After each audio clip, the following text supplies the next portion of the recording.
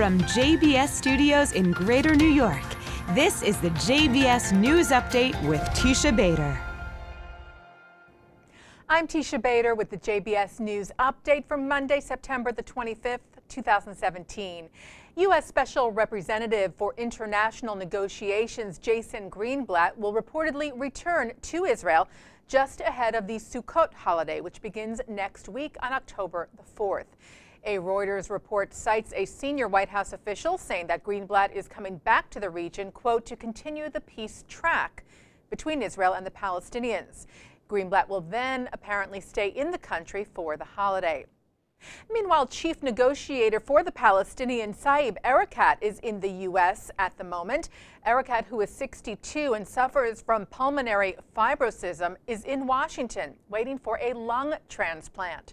Erekat has been treated in Israel and is on a waiting list for a transplant there as well. And in more of what seem like signs of reconciliation between opposing Palestinian parties Fatah and Hamas, Palestinian Authority Prime Minister Rami Hamdallah is set to visit Gaza on Monday, October the 2nd.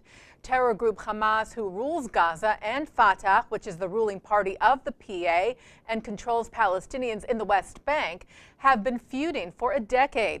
Last week, as we reported to you, Hamas said it was willing to accept terms set by the PA, dissolve its administration running Gaza, and hold local elections, ultimately leading to a unity government. There are also reports today that the Palestinian Authority government will hold its weekly cabinet meeting in the Gaza Strip next Tuesday, something that has not happened in over 2 years. Israel's foreign ministry said that the Palestinian Authority's effort to join Interpol will go to a vote at the United Nations General Assembly later this week, despite efforts to stop it. The request was reportedly already approved by Interpol's executive committee.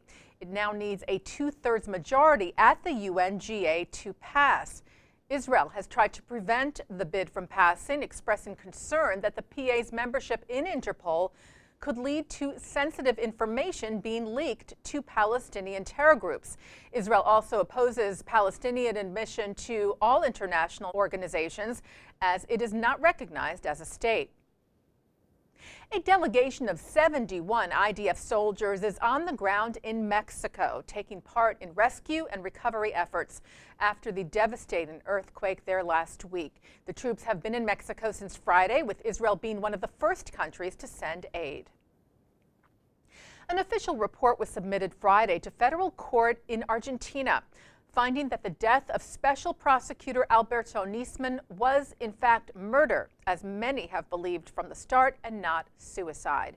In January of 2015, Nisman, who is Jewish, was about to present his findings on the AMIA Jewish Center bombing of 1994, implicating a cover-up about Iran's involvement in the terror attack, when he was found dead in his apartment. The report claims that 2 people assassinated Nisman after drugging and beating him, and then manipulated the crime scene to make it look like a suicide. A court in Belgium sentenced a Holocaust denier and a former lawmaker in the country to visit a Nazi concentration camp every year for the next 5 years and write about his experiences. The New York Times reports that Laurent, who was convicted in June of 2015 for downplaying the atrocities of the Holocaust, he was given a 6-month suspended jail sentence and fined over $20,000. IBM has acquired Israeli startup company Cloudago. Israeli founder Eran Gampel wrote on LinkedIn about the acquisition of his data company, which will join IBM's Cloud Innovation Lab. General manager of the cloud services at IBM, John Considine, wrote on his blog that the Cloudago Limited team brings talent and technology that closely aligns with IBM investments in advanced network processing. The Genesis Prize Foundation has launched a pilot program to help Syrian children injured in that country's civil war.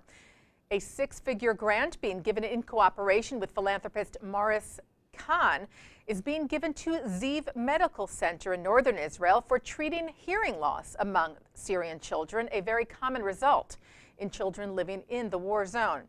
Chairman and co-founder of the prize, Stan Polovitz, said, "We Jews have for centuries suffered as refugees. Now it's time to help others." And taking a look now at our programming for tonight on JBS for Monday, September the 25th.